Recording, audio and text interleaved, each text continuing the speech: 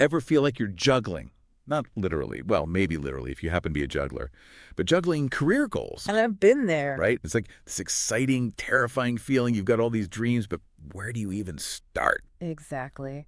And that's what makes this deep dive so perfect. We're diving into the career tips you sent in, like a treasure map, but for your career. I love that.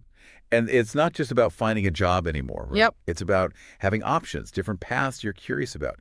So how do we go from feeling scattered to actually making it happen? Prioritizing is key. Prioritizing. Okay, but how do you even choose? It's not about saying one goal is better than others. It's about figuring out what matters most to you right now. Like I was looking at your tips and saw mentions a specific career goal from the listener's notes. Oh, yeah. What are the non-negotiables for you in going after that goal? Is it the money? The impact you want to have? See, this is what I love, because it's so easy to get caught up in what we think we should want. But the specific career goal, that's real. It's Yeah. personal. Okay, so we've got our compass pointing us in the right direction. Now we need, A timeline. yes. Mm. But timelines can feel scary. True. So I'm picturing it less like a rigid schedule, more like a choose your own adventure book. You get to decide the path and maybe some detours along the way. Love that. And honestly, a little realism goes a long way. Better to have flexible milestones than burn yourself out trying to do everything at once. Right. It's that whole, what is it, the Pareto principle. Yes.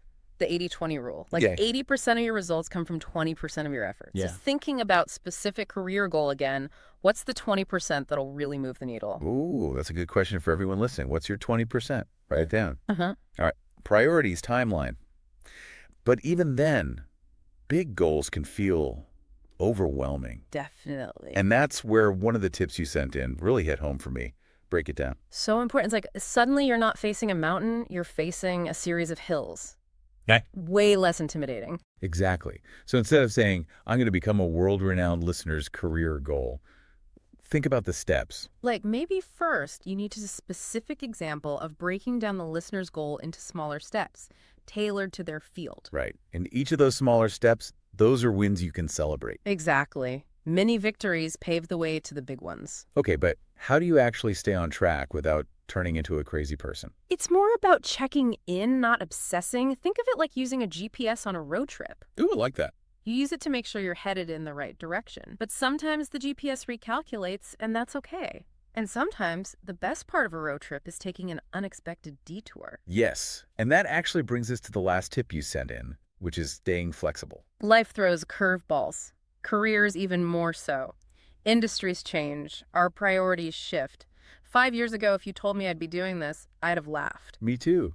And that's the exciting part. It's not about locking yourself into one rigid path.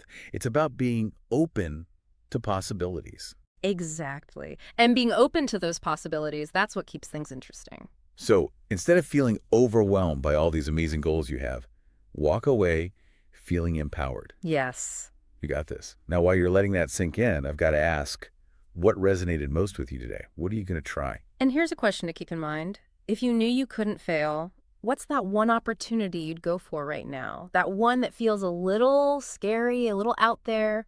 Hold on to that feeling because that's where the magic happens.